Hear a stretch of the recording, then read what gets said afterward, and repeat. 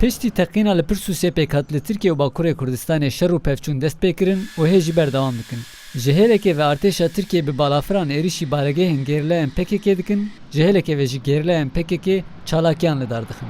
Ev rewşa ku hêviyên çareserkirina pirsgirêka Kurd di nava xwe de dihewîne, cihê xwe ji şer û pevçûnan rehiştiye. Weke her welatî kesên ji kêmarên li Tirkiye û Bakurê Kurdistanê dijîn jî tiştên diqewîmin bi baldarî dişopînin. AKP'nin hükümet olmaktan iktidar olmayı... Em dibînin ji dema ku AKP ji hikûmetê ber bi desthilatdariyê ve guhestiye hevokên dewletê bikartîne. Ev nêrîn tundutûjiyê derdixwe pêş. Mirovan dikuje. Helbet têkiliyên vî tiştî bi hilbijartinê re hene.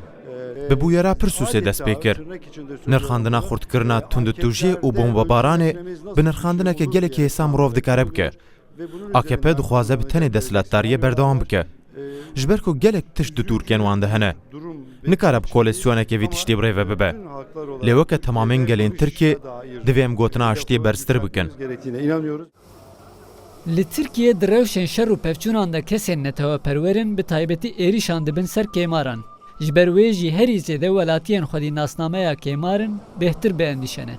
Bir savaş ortamının insanlara Ne mimkûn e ku di nava şer de mirov bêendîşe be. Tiştê siruştî ew e ku mirov di nava aştiyê de bijîn. Lê mixabin di çend rojên dawî de miketine pêvajoyeke wisa ku te encamên wê nînin.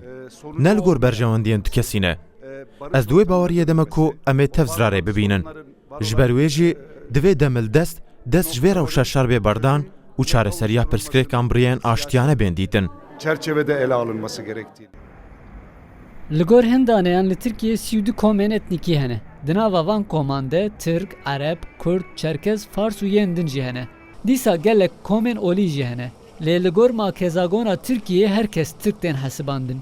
Ji ber wê jî dema komên etnîkî û yên olî behsa mafên xwe dikin, rastî nerazîbûnan tên. Ferit Demirel, Rûdaw, İstanbul.